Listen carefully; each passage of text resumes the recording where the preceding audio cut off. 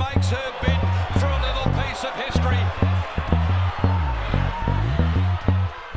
Hello and welcome to another episode of The Run of the Race. Brittany Taylor and Mark Warwood with you to review everything that happened on Hyperion Stakes Day. And Mark, from a ratings perspective, this was a really, really good meeting. It certainly was. There was two standout performances for mine, Gatting in the Hyperion Stakes and Samizdat in the 3-year-old race. That was a wonderful return. All right, let's jump straight in and have a look at the figures that did come out of Saturday's meeting. We start with the 2-year-old race, and this one taken out by No Apology. And last of all is Crystal Springs. Miss Tycoon doing it okay. Found the rail, leads a half. That's Funny As being niggled out on the outside. Obstination gets some room now. Gets out 3 wide. Just behind them, Drama Free. To the outside is Carbonia. And then came No Apology. Brave Contender's got a lot to do and was pushed out of the way by Crystal Springs. Inside the 300, Miss Tycoon is just in front. On the outside is That's Funny As is laying down the good. Obstination can't quite pick them up. And then came Drama Free. Inside the 150, it's on the inside, Miss Tycoon. Now Obstination's coming late.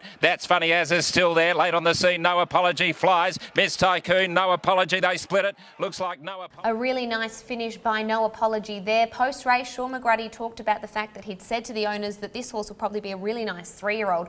Well, it did it on Saturday, and if there's still more to come, really exciting horse going forward. Yeah, I think No Apology is the follow horse here. Fastest sectionals, despite having to obtain some clear running about 200 metres from home. So follow No Apology next start.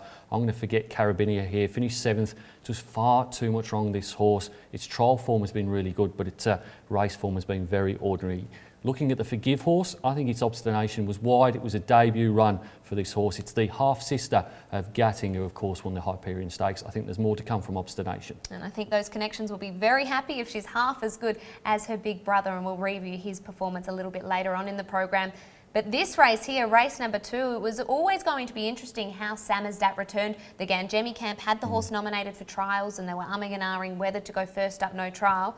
They were well and truly justified in choosing to go to the races on Saturday. Take a look at his performance. Out and Decio third last. Nacelli got a check midfield. Regal Council outside Decio. And 2 away last is Cahelan. Missing Pros just in front. Double Bubbles had to work to rail up on the inside. Close up is Catherine Wheel, who's about to come at them. Followed by Essential Spice. Then Rebel Yell to the outside. Cryptic Love, and also Samizdat is starting to join in. Then Fairy Fast, and further back Nacelli. And then came Decio and Regal Council. But Missing Pro had shot clear, led by Link. Double Bubble tries hard. Here's Samizdat down the outside.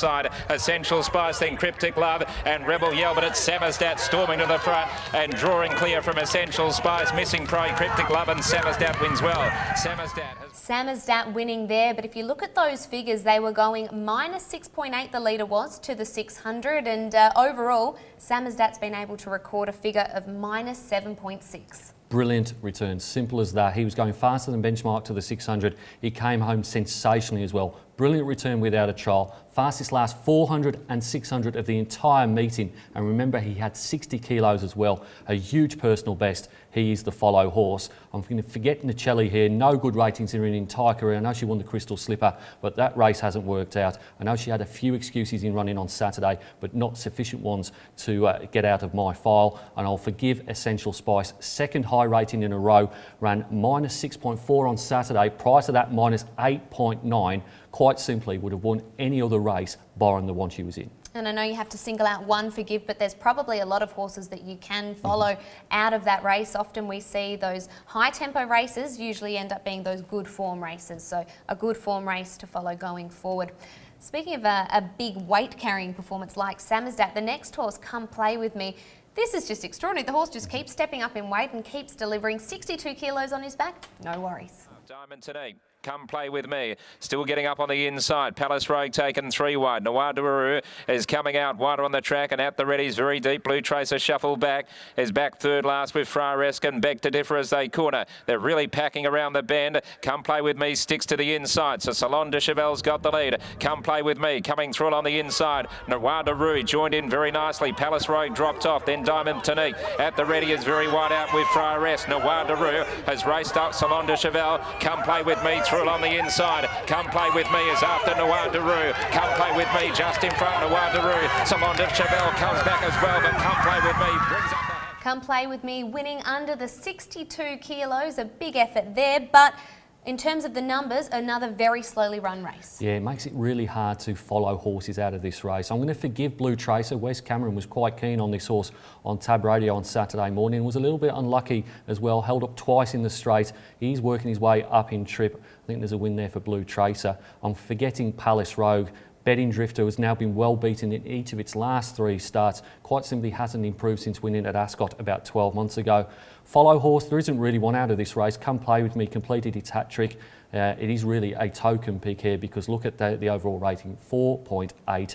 There's just a lot of horses in this race you'd want to pot. Yes, they were definitely going pretty slow to that 600 figure as well, +9, so that's +9 lengths than benchmark. So pretty slowly run race, but we do tend to see that with those staying affairs.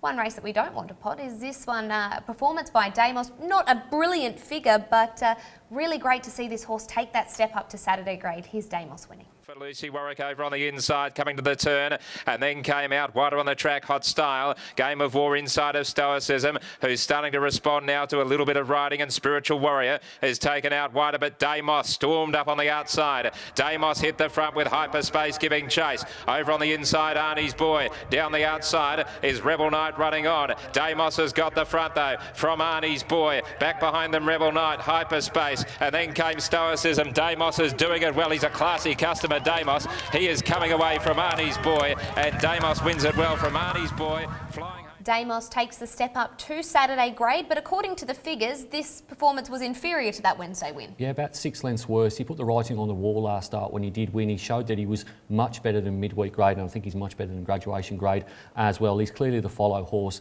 lightly raced. He's won both races this preparation, and he gapped the field despite being a little bit keen in the first half of the race. I'm forgetting Not a Mocker here, finished 11th, quite simply not up to city grade, and certainly not with 60 kilos due to winning in the country. And will forgive Game of War, made a complete hash of the start, but recovered to be the only back marker in this race to get into the money. So Game of the War, forgive that run. Okay, that is a look at the first half of the program. We'll take a quick break, and right after this, we'll have a look at the Hyperion Stakes.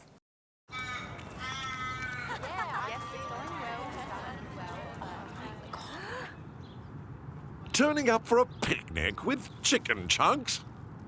Ooh, orchies?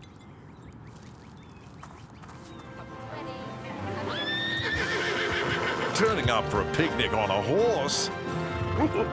Delightful! Life's better with horses. See you at the races.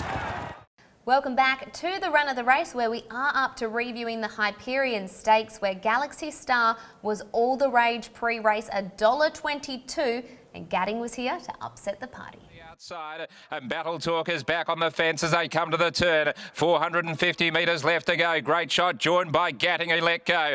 Gatting has raced up on the outside of Great Shot, and then came Ms. Lecky. Galaxy Star is down the outside at the 250, and Gatting has raced up to Great Shot. Galaxy Star closing in fast. Gatting just in front of Great Shot. Galaxy Star coming after Gatting. Gatting's in front. Galaxy Star can't get there. Gatting's holding on. We've got a boil over in the Hyperion, and Gatting races home to win by 1.5. What a performance this is by Gatting. Going into the race, were we underestimating just how good Gatting is? Because he's come back with a figure -9.4. It's very, very good. It's the first time he's beaten Galaxy Star. They've had 5 head-to-head clashes. That was the first time he got the chocolates. He's the follow horse out of this race, quite simply because he won, and he also had the fastest last 200 metres as well. I think that surprised a fair few people. I'm forgetting Capo d'Oro was 5th in this contest, the only galloper to have a last 600 sectional that was a positive number, and quite simply I think has won too many black type races and is too far up the ratings to win. I know it was weight for age on Saturday,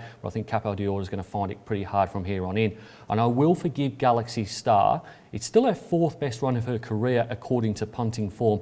I think she was probably just a little bit too far off Gatting as they turned for home. She was 2.2 lengths off him with 600 metres to go.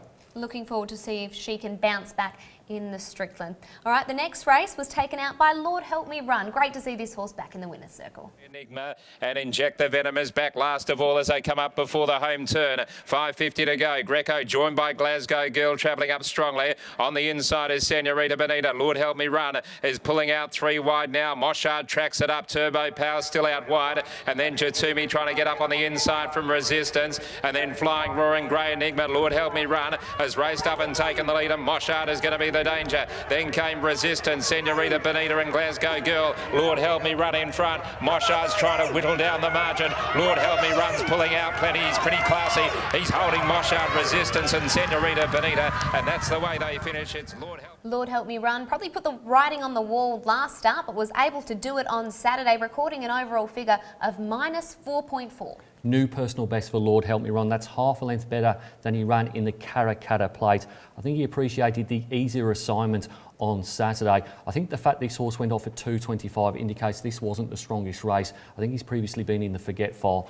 So well done to Lord Help Me Run, and well done to Steve Wolf as well, his first winner for quite some time in town. Forgetting Greco, not for the first time. They put the visors on this horse. It's its latest poor run, and I really don't know where Maxine Payne goes next with Greco. And I will forgive Glasgow Girl. Finished 6th, started quite poorly, but ended up settling second behind Greco in a race that was very fast early, around 4 lengths faster than benchmark, and for that grade it was way too quick. Now the punters backed in Lord Help Me Run in that race. The next 2 winners are ones at bigger odds. Let's have a look at Distant Trilogy taking out the second last. To Parissa at the back. Shapita ran around the outside, took over from State Attorney. City Circle over on the inside. Around them is Aldila. Baron Bostock travelled up strongly in 5th place, and then came Akiko, who's on the inside. Texas Moon on the improve. Finally, French Fred Dag getting to the outside, and then came Distant Trilogy as they turn from Pearl Trade, and well back is Akiko. Straightening up inside the 250. Fred Dag is coming with a good run down the outside. So is Distant Trilogy, and trying to battle on his State Attorney. Then Aldila. It's Distant Trilogy after Fred Dag. Pearl Trade running on as well. Fred Dag tackled by Distant Trilogy. Distant Trilogy going home better, and Distant Trilogy has won. Distant Trilogy winning there, giving Paul Harvey his first winner back since coming back from injury, which is great to see. Very popular win for the Pontiff there. He's had about 4 months off, and that was his first win in town since Perth Cup Day. Doesn't make the file the horse. The horses that do, Forgiving City Circle here, was impeded in the straight until about 100 metres from home, and did start favourite for the race off its previous runs. Forgive City Circle. Forgetting Finally French over-raced and did cast a plate, but its ratings have been poor both of its last 2 preparations, and is a serial money muncher, finishing second several times. And I'll follow Baron Bostock out of this race. Did finish 11th, was blocked for the entire straight, was well supported in the market based on his previous rating, which was -9, and I think that Baron Bostock can provide some value next start. I was pretty keen on Baron Bostock too, so hopefully can make amends next start.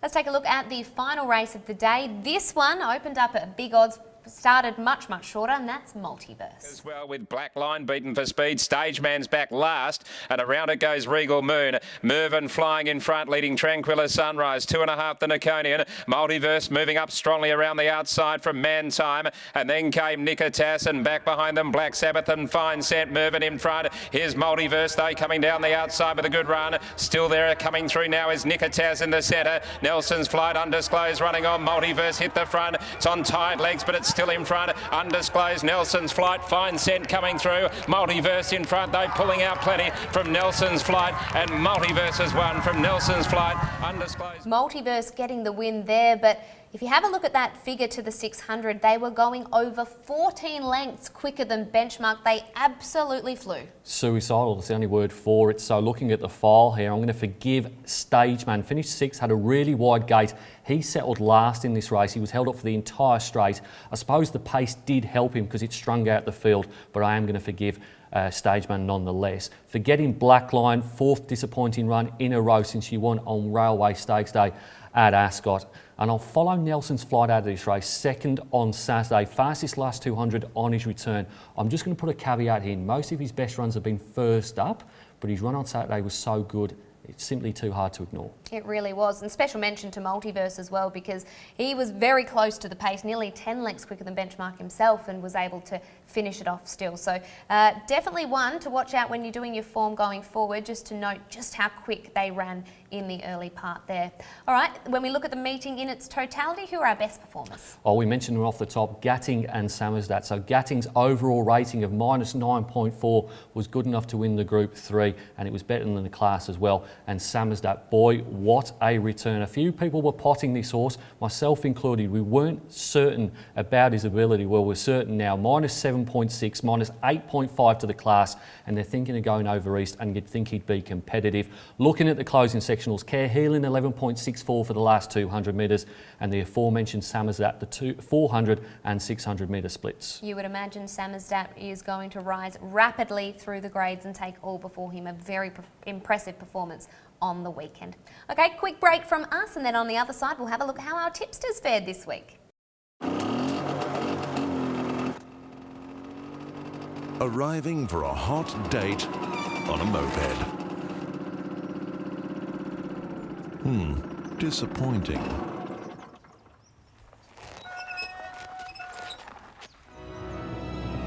Arriving for a hot date on a horse? Fantastic! Life's better with horses. See you at the races. Welcome back to the Run of the Race, where we are up to looking at the tipping competition, and we talk about moving weeks. Well, this week was one of those, some big price winners. Certainly was. 2,566 points up for grabs if you had the best possible results. That was all 8 winners barring race number 6. You needed resistance there that paid $4.80 the place, and obviously you needed to have your big bet on Distant Trilogy, $23.40. Now, did any of our tipsters get close to that 2,500 mark? Not really. The winner had half of those points. Did have Distant Trilogy in race number 7, but didn't have his big bet on it. No one had the big bet on Distant Trilogy, but Neville Forward, he had Multiverse as well, big bet on that. Neville had 111 points going into race number 7 and came out with a prize, so he absolutely raced home. Well done, Neville. He's a member on the Members 4. You see him every week. Oh, very good to see. Congratulations to you, Neville. I think it would have been nervous times that were up to race 6. He probably thought he was out of it, but just goes to show sometimes some big results at the end of the day can get you out of a bit of trouble. How often has that happened? Okay, does that get him into the top 8? No, it certainly doesn't, but we've got a well-known name at the top of the leaderboard. The alias is Glenn M.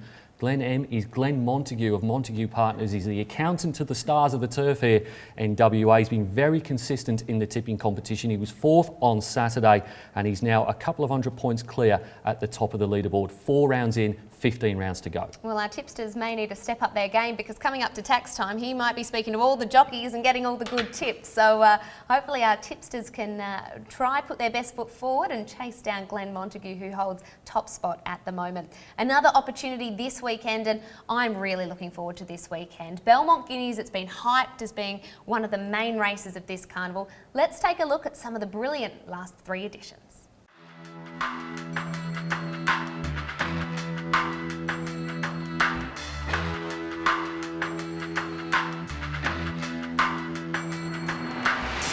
Showy Clary's off the inside now, giving chase, and they're followed by Pretentious Chant. Universal Lure is trying to wind up from the back of the field. Inside the 200 though, Great Shot is nicely clear from Showy Clary. Jatumi, Universal Lure is late, and Senso as well, but Great Shot has absolutely walked in. Striker up to the outside is Fontaine Blurman, giving them a big start. Mr. Undercover trying to come after Minus Look. Variation joined in with a great run, and Gatting's getting through as well. So Variation and Gatting are going to fight it out.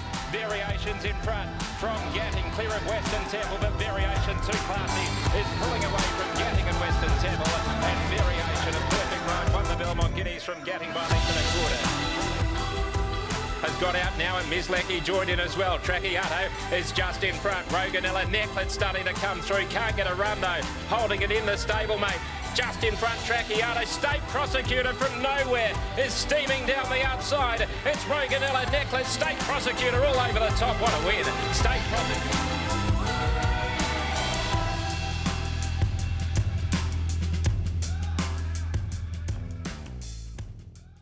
What a brilliant recap of the previous editions of the Belmont Guineas. We saw Gadding finish second there. We saw Great Shot, horses that we saw race on the weekend. It was my first year in Perth at Great Shot, won the Guineas, and he won it by about 4.5 lengths. Of course, gone on to be a Group 1 winner as well. Variation. It's been a good horses race in the last few years. It definitely has. Another race that will feature on Saturday is the Bolton Sprint. Let's have a look at the last 3 editions.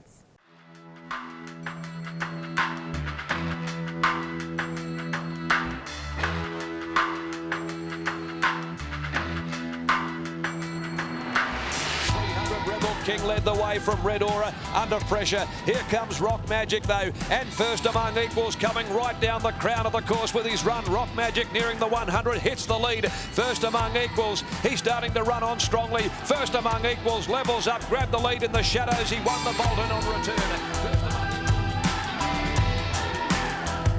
350. It's set the leader from Flying Time. Meteoroid First Among Equals behind them, just struggling at the moment. But here comes Prophet Street winding up with his run. Flying Time challenged by Prophet Street. 150 left to go, and Prophet Street levelled up. Now he gets a half a length in front. He's pulling away. This is his moment. He comes away, and finally a recognised black type victory from Prophet Street beating Flying Time. It's his first.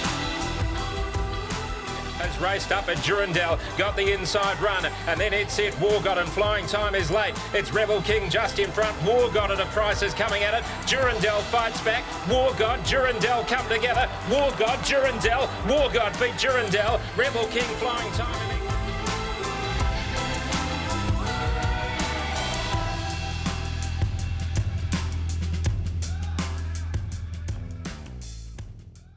First Among Equals, Prophet Street, War God, some familiar names featuring on the honour roll of the Bolton Sprint. Yeah, and a famous name in WA racing as well, H.G. Bolton. Harry Bolton, very significant in the 60s and the 70s, helped create the Kingston Town Classic with Bob Peters, was instrumental in the development of Belmont Park, an absolute legend of the industry over here, and we remember him on Saturday. An appropriate named race. Looking forward to the race as well as the Guineas on this Saturday. Thanks for joining us for another episode of The Run of the Race. We'll see you next week. He makes her bid for a little piece of history.